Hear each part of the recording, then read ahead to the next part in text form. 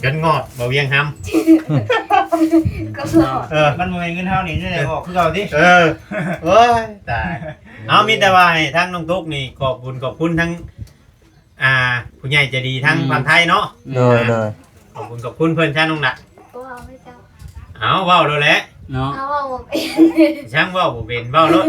คือแต่เก่านี่คือที่ผ่านมาเนี่ย อย่าง ไว้ ก็ เพิ่นเอาเงินลูกสิให้ผมมุกขอบใจขอบคุณที่เพิ่นให้กันเดี๋ยวนี้เอง เฮ้ย เดือดแล้ว พิษกัน เดือดอีกแล้ว เอาแล้วเนาะ น้องตุ๊กเลยกุ้มใจ น้องตุ๊กเลยกุ้มใจบ่ น้องตุ๊กพ่อหูอยู่บ่น้องตุ๊กเจ้าพ่อหูอยู่บ่ สาเหตุ จักแล้ว เจ๊กแล้ว อันนี้บ่จักครับอ้าวคือหัว บู หายกัน บูฉันนะว่าให้กันด้วยไหนเนาะ ฟังเอ็มเตือนๆถือว่าคือ เนาะบ่ได้ให้กันนะว่า เนาะเจ้าหัวป่าน้ำกัน ไปแล้ว บ่เห็น หรือว่ามันอยู่เฮือนแหละมันวุ่นวายหลายแล้วหนีออกไปอยู่ข้างนอกพักผ่อนพักกายไปจัก เข้าใจบ่ อืม หรือว่าน้องเตนหนีออกไปอยู่ข้างนอกแล้วบ่เนาะ อ๋อนี่คือข้อขัดเราใช่เนาะขนาดน้องทุกว่าว่า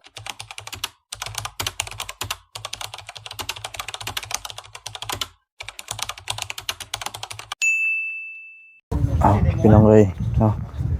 กับทักทายสบายดีเด้อเนาะสบายดีพวกพี่น้อง FC กันเพื่อสุขสุขคนน้องเลยฮ่าเด้อสบายดีเด้อมิตุกินข้าวบ่โอ้โดยสบายดีเด้อเนาะสบายดียังอยู่ในกะลางนะ เย็นอยู่นี่ มันเย็นบ่อืมเอาเลยคุณน้อยสิให้ละบาทนี่เนาะ พี่น้องเนาะทีนี้ก็เข้าเรื่องเลยก็แล้วกันพี่น้องเนาะก็คือว่าวันนี้พี่น้องเนาะก็มีอันFC หรือว่าผู้ใหญ่ใจดีแน่เนาะที่ทางบ่เวียงได้บอกทางน้องตุ๊กเมื่อเช้านี้พี่น้องเนาะก็คือว่าทาง FC เพิ่นก็ว่าน้องตุ๊กเราขยันตั้งแต่มาอยู่นี่น่ะบ่เห็นทางน้องตุ๊กอยู่ละล่าจักมื้อ เคยบัดพรดิ แม่นเพิ่นก็ได้เป็นห่วง เดี๋ยวเพิ่นก็อยากให้ทางงานน้องตุ๊กนี่เฮ็ดเวียกนะเพราะว่าตอนนี้หาก็ได้ลูกได้แค่4เดือนเนาะ เอ้า เดี๋ยว เฮ็ดหันเฮ็ดนี่นักหลายก็บ่ได้เพิ่นว่า อย่ามันเป็นลูกเนาะ เพิ่นก็เป็นห่วงหนึงมาก็เด็กน้อยนะเนาะมื้อนี้เพิ่นก็ฮู้อยู่แล้วว่าทางน้องตุ๊กนี่บ่มีเงินเพิ่นว่าเนาะตอนนี้ก็เงินค้ำก็บ่มีเพิ่นน่ะทางอันเอื้อยหรือว่าผู้ใหญ่ใจดีเพิ่นน่ะหรือว่าตัวสิห้องแม่ก็ห้องน่ะเพิ่นฝากเงินมาอยู่1,000ฝากเงินมา1,000ดีใจบ่ ดีใจ ฝากเงินมาอยู่1,000ให้บ่เวียงเป็นสะพานบุญให้แต่ว่าเพิ่นบ่ได้ออกชื่อออกเสียงเพิ่นให้บ่เวียงมามอบให้ในมื้อนี้แหละมามอบให้ทางน้องตุ๊กลูกบัดเฮงเป็นไข่อีกบาดนี่ดีใจเนาะน้องตุ๊กเนาะ ว่า FC ทั้งอันนี้ก็เพิ่นคอมเมนต์นี่เลย ฮะ เสียทางข่อยเพิ่นก็ แต่ว่าน้องตุ๊กนี่อายุก็น้อยความคิดความหยังก็ยังบ่ปานใดหั่นนะบางคนก็คิดสงสารบางเทื่อบางทีก็การอบรมหรือว่าแบบว่าทางพ่อเนาะคำว่าสิเว้าไปหลายก็จักว่าเขาสิมาเว้าเฮาหั่นนะคำว่าสิเว้าไปหลายโอ้ว่ากูบ่บอกชอนลูกว่าจังซั่นจังซี่เนาะแม่อันนี้แหละ นั่งหันเริ่มมา นั่งอยู่นี่ก็ได้อยู่แล้วก็คือว่าอันนี้แหละพี่น้องเอ้ยเพิ่นก็ได้ฝากเงินมาให้อยู่1,000เนาะจากน้ำจิตน้ำใจจากผู้ใหญ่ใจดีแต่ว่าแม่แต่เป็นผู้ชื่อของเสียงเนาะ โดย เพราะว่าเพิ่นก็เฮาเอิ้นเพิ่นพี่นะเพิ่นบ่ได้ว่าเพิ่นบอกชื่อมาถาม คือสงเพิ่นว่าซั่นซะเนาะ แม่นแต่ว่าเอาเงินมามอบให้1,000เพิ่นฝากมาน่ะ1,200แต่ว่าเพิ่นว่าให้น้อง1,000แต่ว่า200นี่แต่เพิ่นจะให้บ่เวียงบ่จักอันนี้ก็ได้เพิ่นว่าให้น้องมัน1,000เด้อนะหรือว่าในไรก็แล้วแต่เพิ่นตัว200นะว่าเขาสิหักไปอยู่แล้ว1,140 บาทเนาะเป็นยังเดือน100ปลายแต่บางเดือนบางทีก็อาจจะเป็นการมันบ่เวียง100ปลายก็ได้ มาไก่ดี เอาเดี๋ยวจะเอาเงินให้ทางน้องตุ๊กก่อนเราจะถามก็แต่เช้าคุณได้ว่ามีข่าวดีได้น้องตุ๊กเอ้ยมื้อนี้ว่ะ น้องตุ๊กว่า แม่นเราอยากฮู้ อ๋อเรารุ่นเนาะ แต่เช้าคุณได้ เริ่มได้แต่สอง แต่เช้ามานี่ทางเบิ่งเอาไป1,000เนาะได้น้องตุ๊กเอ้ยจะไปเลขเองบ่คือสิให้เด็กให้ฮะ เ มึงเข้ามาแตกมันจะเก็บไว้ เก็บไว้บ่ เก็บไว้ น้องตุ๊กบ่เตะพี่น้องเอ้ย เห็นได้ซื้อยาให้ลูก ยังใหม่กูพวกเลยนี่เนาะอ๋อใหม่ดีบ่จอย ครับ หอมเลยน้ำตึกยังใหม่เลยได้บ่ย้อนแตกอีกน้องตุ๊กบ้าน งั้นแต่อีก แม่ เอาเลย เดี๋ยวเอาเงินให้น้องตุ๊กก่อนพี่น้องกันเนาะตอนแรกคิดว่าถ้าผู้ใดมีเงินน้อยให้แตกน้ำเพิ่นแตกให้น้องเพิ่นชื่อวันนี้บัดเจ้าสิไปชื่อยาให้ลูกเลย เอามาได้ใช้ เงินเอื้อยยืมมาได้50,000 เอ้ยเจะยืม ด้วย เดี๋ยวเพิ่นว่ามีเดี๋ยวบอก มีเรา ก็แล้วแต่น้องเพิ่นเนาะ เลย นะน้องน่ะ ขอบใจเด้ หน่อยเงินงอดบ่เวียงห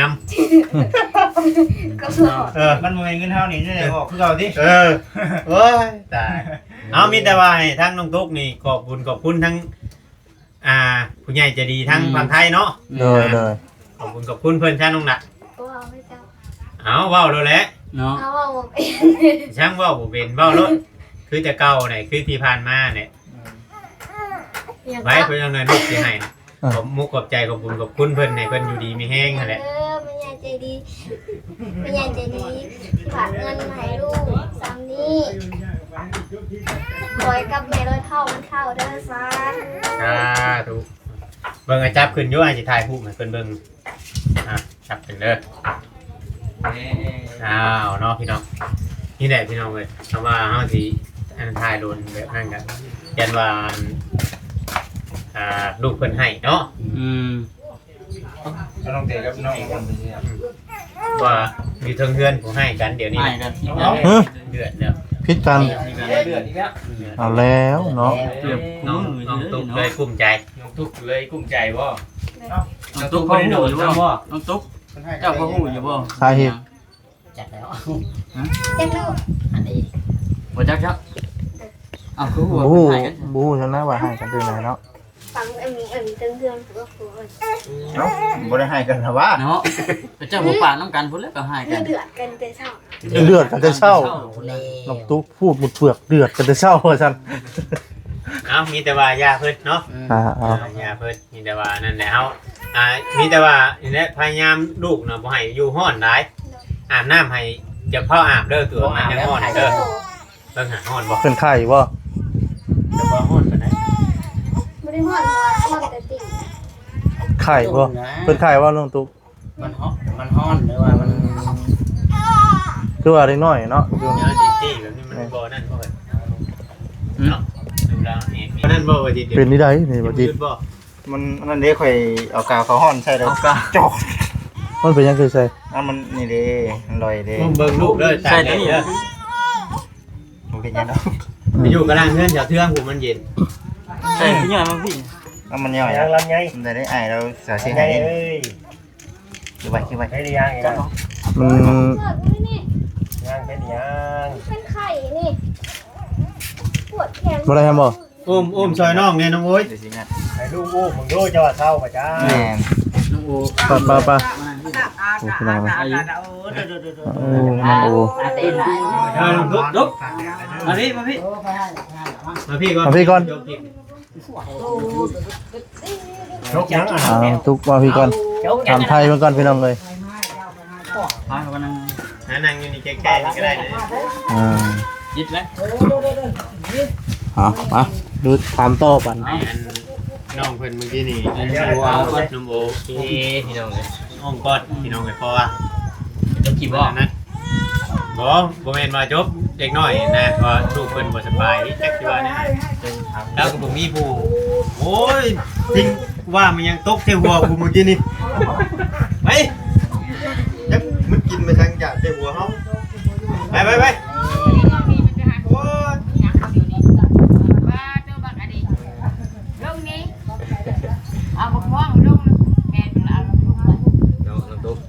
ลูกก็ให้ให้น้องตุ๊กมานี่ ไข่ เป็นไข้ มีเลยบ่ยาฮะ ยัง ยังบ่มียา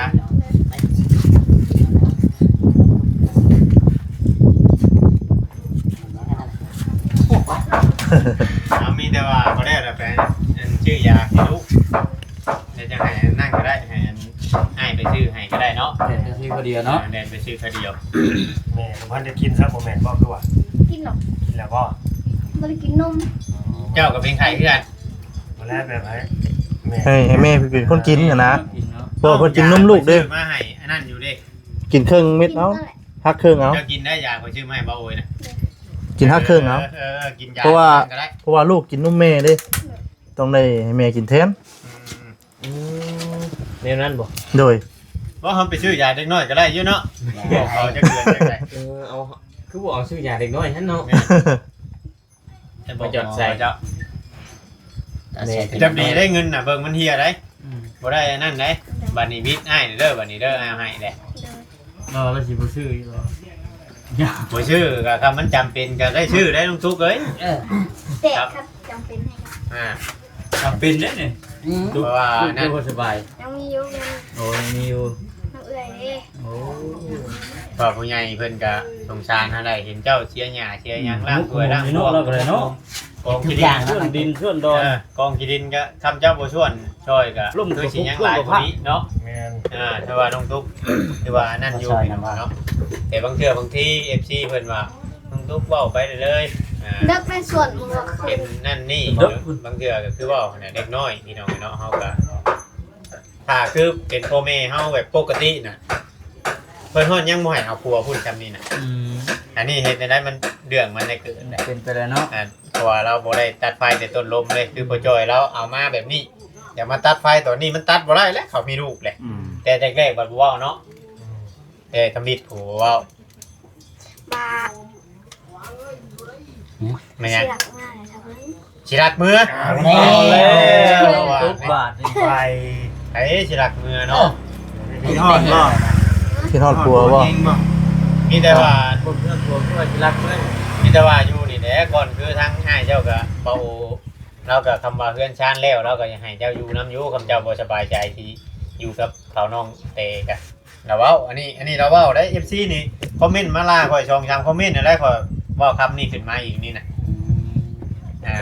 เพราะว่าเพิ่นว่าเขาอยู่หั่นก็ดีอยู่แล้วมึงสิมาเว้าให้เขาให้กันหยังอันนี้คือว่าในความคิดของน้องตุ๊กพี่น้องเนาะแต่ FC ผู้ใดเพิ่นเบิ่งคลิปอาจจะเข้าใจว่าง่ายๆครับคือว่ายังบ่ได้ชนดอกในคอมเมนต์ที่ว่าสิเข้ามาลามาหยังก็ได้แต่เพิ่นมันเป็นชิดของเพิ่นนะหรือว่าอยากให้คอมเมนต์ไลน์เข้ามาลาแล้วเอาอันขึ้นไปโชว์หน้าปกบ่ไปสู้กันอยู่ในคลิปเลยนะ นี่บ่เลย เดือดใจกันด้วยนะเนาะบ่ล่ะ บ่เฮ็ดได้แบบนั้นเนาะ เดือดบ่ มาแล้วน้องตุ๊กสิรักเด้อตุ๊กสิรักเมื่อตุ๊กสิรัก มันตุกสิรักเมื่อไร ตุ๊กเอ่ยปากว่าสิรักเมื่อเลยนะ น้องตุ๊กสิรักเมื่อบัดนี้ รักเมื่อหาครัว โดยสบายดีว่าก่อนบ่จื้อเซเว่นเลย สิ ครั รั บ กเมื่อดีบ่ โดย เอาแล้วสังว่าแท้ บ่นั่นแหละ ตัวใช่ เดี๋ยวหน่อยเมื่อว่าลูกเป็นไข่เป็นหยังบ่ดีปู่ย่าสิให้น้องดาวก็ถือว่าให้ เศร้าก็ล่ำสิเมื่อเนาะ คือขึ้นจากเมื่อเป็น เป็นได้คือว่าอย่างเมื่อบัดตอนนั้นว่านั่นคือจังหวัดโทรมาหาพ่อเนาะ มันปวดสมองปวดอย่างนี้ ดูนี่ปวดสมองโคตรปวดสมองเรื่องไหน ไปเอ้ย ฮะ มันมีหลายเรื่องอยู่ ว่าออกมาเราเป็นยัง ต้องระบายออกมาสู่กันทางดู เจ้าคิดว่ามันสิสบาย มันมีหลังไม้อีกได้เลยนี่ มีหลังไม้อีกพ่อ เอาแล้วน้องตุ๊กนี่ มีความรักอยู่แล้ว หลับ อยู่นี่ เชื่อ ปวดหัว เราบ่ได้เด้ น้องทุกข์ก็ว่าคนละเศร้าเด้อ อัน เอาก็ทำกับหลังไม้ก็ทำจะสิให้เอากันสร้าง นี่ ว่า ได้เป็นได้ว่าบ่ต้องเว้าหยังกันหลายจังน้อยมันสิยืน ใหญ่ ยาว เนาะ เป็นเรื่องใหญ่ไปนี่แหละ มันแดดได้มื้อนี้เนาะ ไปอยู่มากกับปวดหัวบัด ฝน เนาะ ตกจัง ปกติตั้งแต่นั้นนี่เคยน้องนี่เคยเป็นไข้จักเทื่ออยู่คุณเคยเป็นอยู่บ่ เคยเป็นแต่ปอด ให้เอาไปหาหมอตอนนี้ไปพาไป ปู่กับย่า ชวนนายเพิ่นพาไปโรงหมอได้โรงหมอบอกคือว่าอนามัย โอ้โห โรงหมอเมืองนั่นพุ่นเลยเนาะ ดอกก็ไว้เสียหลายนะเสียแสนปลาย เพราะว่าเขามีเก็บ ทั่วแล้วตอนนั้นเพิ่นเอาชื่อน้องตุ๊กไปขึ้นพุ่นนั่นแหละเนาะทางปู่เพิ่นเนาะ นี่แหละว่าครับ อยู่ใน ใน ร ร ถ ถ ไง มีชื่อในจำนวนครัวมันจะบ่เสียอย่างไรนะ ถ่ายกันเลยในเครื่องนึง แต่ว่าถ้าว่าคือเฮาไปต่างเมืองก็เฮาบ่มีชื่อในจำนวนตัวเลขนี่ก็คือว่าจำนวนพอจอยนี่น้องตุ๊กนี่บ่มีชื่อคำว่าอยากเอาไปนี่ก็ต้องได้ไปเล่นชื่อเขาคือน้องเต้มื้อนี้ไปน้องหลักไปเอาลูกไป แต่ลูกเนาะลูกให้เลย ไปจ้ะน้องกูเอาแบบคุยได้บ่คือแม่ได้ ปะปะปะ เบาเช็ด ปะพี่น้องเลยเนาะน้องตุ๊กเพิ่นกับลูกเพิ่นให้พี่น้องเลย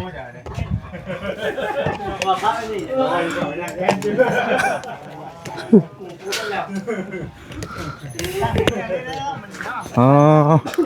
ตั้งเสาอะไรพี่น้องเนาะคือน้องโอ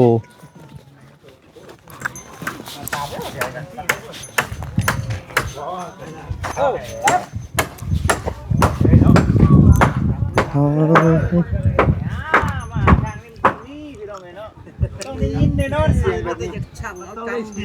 ยังสร้างเดือดใช้กันอีกหรือเปล่าน่ะเอาแล้วบ้านนี้เดือดใช้กันเลยทางเขาอ๋อสามหนุ่มคือเก่าว่าวันนี้กะ ยานั่นโอเคเสือใส่ในย้อมได้เจ้าน่ะ น่ะจะไหนเฮ็ดแก้เสือเฮ็ดเวียกแล้วบ่ เก้เท่าใดบ่แต่คุณ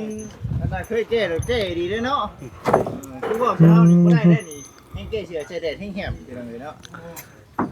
ตั้งเสาขึ้นเลยเนาะ หรือว่ากำลังพี่น้องเอ้ย เรารุ่นน้ำกันพี่น้องเลย ฮ้อนบ่ กำลังเดือดเนาะ มันเดือดเลยนี่ดิทักซิเมนเลยใส่เสื้อจุดแขนนี่ ไปหาห้างน้องโอ้คนก่อนพี่น้องเลยเนาะกี่ลุมพี่น้องเลยดูดิยังว่าเฮ้ยเจ็บคออย่าอม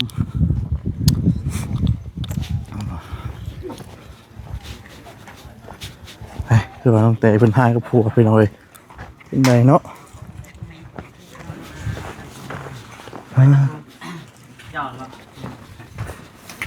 มันก่อนข้างนอกก็ได้มัน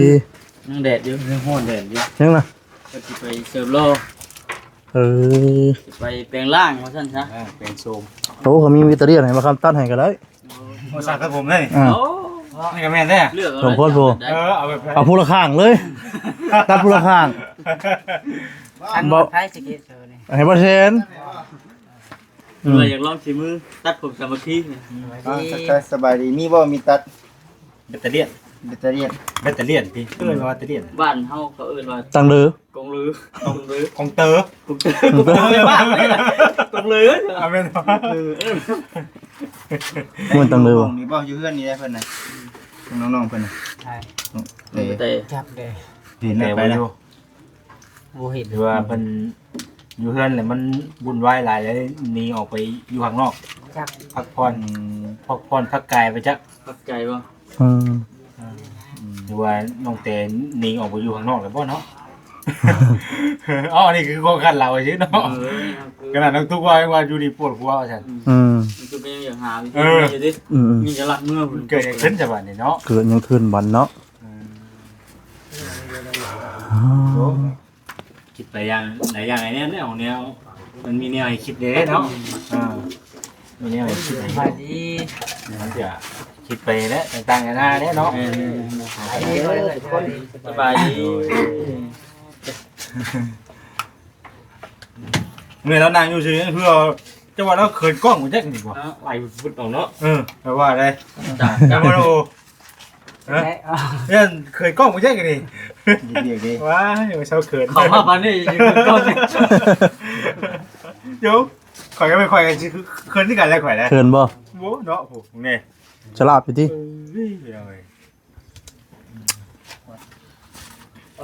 คนดังน้ำก็ต้องนี่นะ เอามีอย่างถามน้องเพิ่นก็ถามเด้ถามซอยกันเด้เนาะ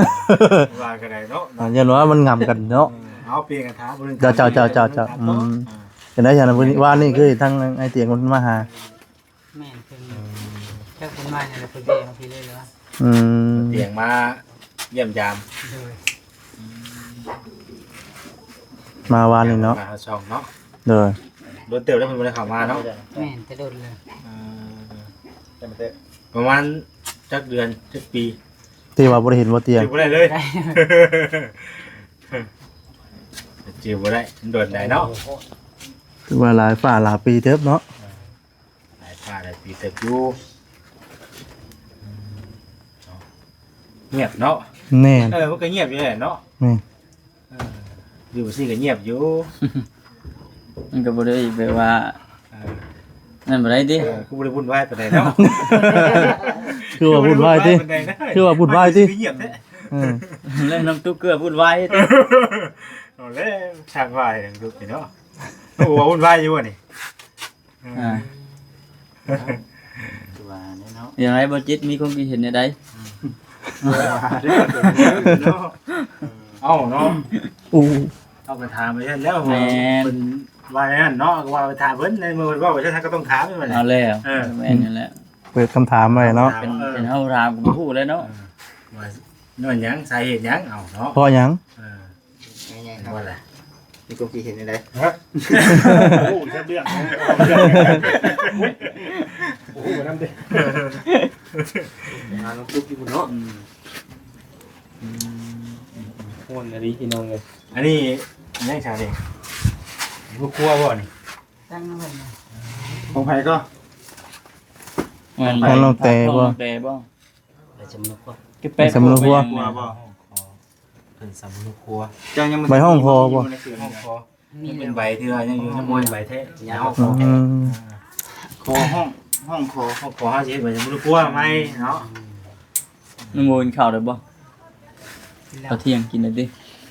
กินกับเที่ยง กินกระพุ้น กินกับปุ้น แหมพ่อนกับพักพรสร้างประเทศอยู่เด้ตัว เรียกเคย